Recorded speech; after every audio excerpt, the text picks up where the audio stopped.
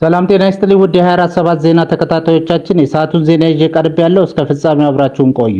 የምንለቃቸው መረጃዎች እንዲደርሳችሁ ላይክ፣ ሼር እና ሰብስክራይብ ማድረጋችሁ እንዳትረሱ በማለት ወደ ዜናው አለፍኩ። በሰባተኛው ጠቅላላ ምርጫ ሂደት ሲዳምኛ ቋንቋ መካተቱን ቦርዱ ገለጸ። የኢትዮጵያ ብሔራዊ ምርጫ ቦርድ በ2018 ዓ.ም ለሚያከናውነው ሰባተኛው ጠቅላላ ምርጫ ሲዳምኛ ቋንቋን ከመራጮች ምዝገባ እስከ ድምፅ አሰጣጥ ድረስ ባለው ሂደት ማካተቱን አስታውቋል። አቶ መላኩ አሉላ በቦርዱ የሎጂስቲክ ክፍል ኃላፊ የምርጫ ቁሳቁስ እሸጋን አስመልክቶ ለጋዜጠኞች በሰጡት ማብራሪያ ቦርዱ ከዚህ ቀደም በ5 ቋንቋዎች የምርጫ ስርዓቱ ሲከናወን እንደነበር አንስተዋል። ከዚህ ቀደም የክልሉን ሲዳማ ሪፈረንደም ሲካሄድ እንዲሁም ስድስተኛው ሀገራዊ ምርጫ የተካሄደው በአማርኛ ቋንቋ መሆኑን አቶ መላኩ ገልጸዋል። ሰባተኛው ጠቅላላ ምርጫ ቦርዱ የሲዳምኛ ቋንቋን በማካተት የምርጫ ሂደቱን በ6 ቋንቋዎች በማከናወን ላይ ይገኛል ተብሏል። ቦርዱ ከዚህ ቀደም በአማርኛ፣ በአፋን ኦሮምኛ፣ በትግርኛ፣ በሶማሊኛ እና በአፋርኛ የምርጫ ሂደቱን ሲያከናውን እንደነበር ይታወሳል። በኦሮሚያ ክልል ሞጆ ከተማ በሚገኝ የኦላ ነዳጅ ማደያ ውስጥ ከህግ አግባብ ውጪ በጀሪካን ነዳጅ ሲቀዱ የተገኙ 2 ሰራተኞች ላይ የበረታ የቅጣት ውሳኔ ተላለፈ። ተከሳሾቹ አዲስ ሙሉጌታና ሀረጎይን ደጉ የተባሉ የኦላ ነዳጅ ማደያ ሰራተኞች ሲሆኑ ጥር 13 ቀን 2017 ዓ.ም ከምሽቱ 2 ሰዓት ላይ በህግ ከተፈቀደ አሰራር ውጪ 4000 ሊትር ነዳጅ በጀሪካን ሲቀዱ በጸጥታ አካላት እጅ ከፍንጅ ተይዘዋል። የሞጆ ከተማ ሎሜ ወረዳ ፍርድ ቤት የወንጀል ችሎት የአቃቤ ህግን የሰነድ ማስረጃ ጨምሮ ተከሳሾቹ ድርጊቱ መፈጸማቸውን በማረጋገጡ አንደኛ ተከሳሽ አዲስ ሙሉጌታ በ3 ዓመት ከ3 ወር፣ ሁለተኛ ተከሳሽ ሀረጎይን ደጉ ደግሞ በ3 ዓመት ጽኑ እስራት እንዲቀጡና እያንዳንዳቸው 350 ሺህ ብር በድምሩ 700 ሺህ ብር እንዲከፍሉ ተወስኗል። በህገወጥ መንገድ የተቀዳው 4000 ሊትር ነዳጅ ተሽጦ ገቢው ለመንግስት እንዲሆን ፍርድ ቤቱ አዟል። ተከሳሾቹ የተቀጡት የነዳጅ ውጤቶችን የግብይት ስርዓት ለመደንገግ የወጣውን አዲሱን አዋጅ ቁጥር 1363 ህዝባር 2017 በመጣሳቸው ነው። ይህ ውሳኔ በነዳጅ ዘርፍ ላይ የሚታየውን ኮንትሮባንድና ህገወጥ ግብይት ለመከላከል መንግስት የያዘውን አቋም ማሳያ ተደርጎ ተወስዷል።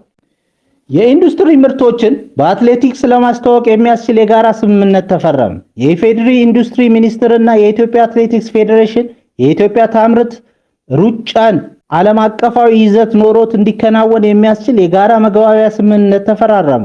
የኢትዮጵያ ታምርት ሩጫን የቴክኒክ ስታንዳርዱን የጠበቀ በማድረግ በውድድሩ የሚመዘገቡ የሰዓት ሪኮርዶች በዓለም አቀፍ ደረጃ እውቅና እንዲኖራቸው ማስቻል፣ የሀገር ውስጥ የኢንዱስትሪ ምርቶች በስፖርቱ መድረክ አማካኝነት ለዓለም እንዲተዋወቁ ምቹ ሁኔታ መፍጠር፣ ውድድሩ የውጭ ሀገራት ታዋቂ አትሌቶችን ጨምሮ በማሳተፍ ለሀገር ውስጥ አዳዲስ አትሌቶችና ክለቦች ዓለም አቀፍ ተሞክሮ የሚቀስፉበት መድረክ መሆን ያስችለዋቸዋል።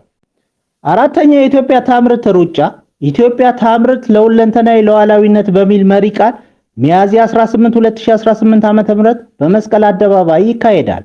ይህ ስምምነት በኢትዮጵያ ኢኮኖሚ ጉዞ ላይ አዲስ አቅጣጫ የሚጠቁም ነው። በተለይም ስፖርትን እንደ ብራንዲንግ መሳሪያ ለመጠቀም መታሰቡ ትልቅ እርምጃ ነው። ኢትዮጵያ በዓለም አደባባይ ያላት ትልቁ ብራንድ አትሌቲክስ ነው። ይህንን ስብ ከኢንዱስትሪ ጋር ማያያዝ፣ ለምሳሌ አትሌቶች የሀገር ውስጥ ምርት የሆኑ ትጥቆችን ተጠቅመው ሲሮጡ ለምርቶች ጥራት ትልቅ ምስክርነት ይሆናል። ይህም የሀገር ውስጥ ምርትን የመጠቀም ባህልን ያሳድጋል።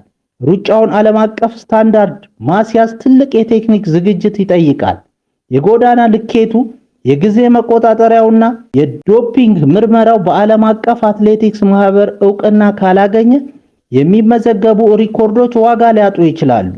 ስምምነቱ ከሩጫው ዕለት ባለፈ አምራች ኢንዱስትሪዎች ለአትሌቶች የሚያስፈልጉ ቁሳቁሶች፣ ጫማ፣ ልብስ፣ መጠጥ በቋሚነት እንዲያቀርቡ የሚያስችል የንግድ ትስስር መፍጠር አለበት። ኢትዮጵያ የጀመረችው ይህ ጥምረት በበለጸጉ ሀገራት ለዘመናት የተሰራበት ስትራቴጂ ነው። የጀርመን ኢንዱስትሪ ከጀርመን ስፖርት ጋር ጥብቅ ቁርኝት አለው። የስፖርቱ ስኬት የኢንዱስትሪው ስኬት ተደርጎ ይወሰዳል። ጀርመን ስፖርትን ምርቶቿን የምታሳይበት ኤግዚቢሽን አድርጋ ትጠቀምበታለች።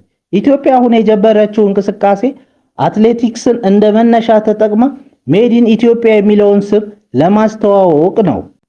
ጀርመን በቢሊዮን የሚቆጠር ዶላር ከስፖርት ማርኬቲንግ እንደምታገኘው ሁሉ ኢትዮጵያም አትሌቶቿን የምርቶቿ አምባሳደር ካደረገች አመርቂ ውጤት ማምጣት ትችላለች።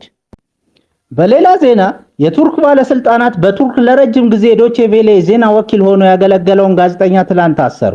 ዶቼ ቬሌ እንዳለው ጋዜጠኛው ዛሬ ኢስታንቡል በሚያስችል አንድ ፍርድ ቤት ይቀርባል።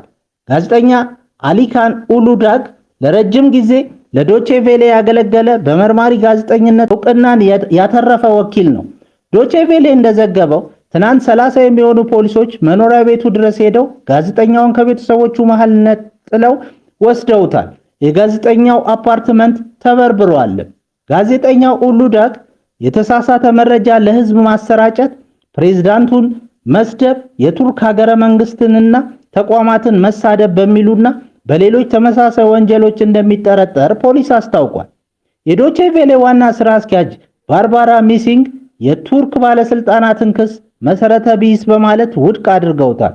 ዋና ስራ አስኪያጇ እንዳሉት ኡሉዳግ ዕውቅ መርማሪ ጋዜጠኛ፣ ሙስናን ጨምሮ በተለያዩ ጉዳዮች ላይ ክትትል የሚያደርግ መረጃ ለማግኘት በርካታ ታማኝ ምንጮች ያሉት ጋዜጠኛ ነው። ዶቼ ቬሌ ጋዜጠኛውን ለማስለቀቅ ከቤተሰቦቹና ከጠበቆቹ ጋር በቅርብ እየሰራ መሆኑን አስታውቋል። አሜሪካ በ3 የሱዳን ፈጥኖ ደራሽ ኃይል RSF አዛዦች ላይ ማዕቀብ ጣለች። የአሜሪካ ግምጃ ቤት በሱዳን አልፋሽር ከተማ ለተፈጸመው አሰቃቂ የጭካኔ ድርጊቶች ተጠያቂ ናቸው ያላቸውን 3 የፈጥኖ ደራሽ ኃይል አዛዦች ላይ ማዕቀብ መጣሉን አስታወቀ። ማዕቀቡ የተጣለባቸው ግለሰቦች ብርጋዴር ጄኔራል አልፋቲ አብዱላህ ኢድሪስ አደም ወይም አቡሉሉ፣ ሜጀር ጄኔራል ጌዶ ሐምዶን አህመድ መሐመድ ወይም አቡሾክ እና የመስክ አዛዡ ቲጃን ኢብራሂም ሙሳ መሐመድ ወይም አልዙር ሳሌም ናቸው።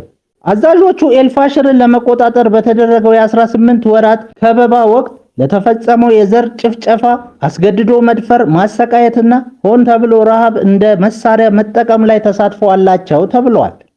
የግምጃ ቤት ሚኒስትር ስኮት ቤስንት በሱዳን እየተካሄደ ያለውን የሽብር ዘመቻ አንታገስም ያሉ ሲሆን ግጭቱ በአፋጣኝ እንዲቆም ጥሪ አቅርበዋል። ከሚያዝያ 2015 ዓ.ም ጀምሮ በሱዳን በፈነዳው ጦርነት እስካሁን 13 ሚሊዮን ሕዝብ ተፈናቅሏል። ይህ የአሜሪካ እርምጃ ከእንግሊዝና ከአውሮፓ ሕብረት ተመሳሳይ ውሳኔዎች በኋላ የመጣ ተጨማሪ ጫና ነው። ክቡራን አድማጮቻችን ለሰዓቱ ያላቸውን ዜናዎች በዚህ እናበቃለን።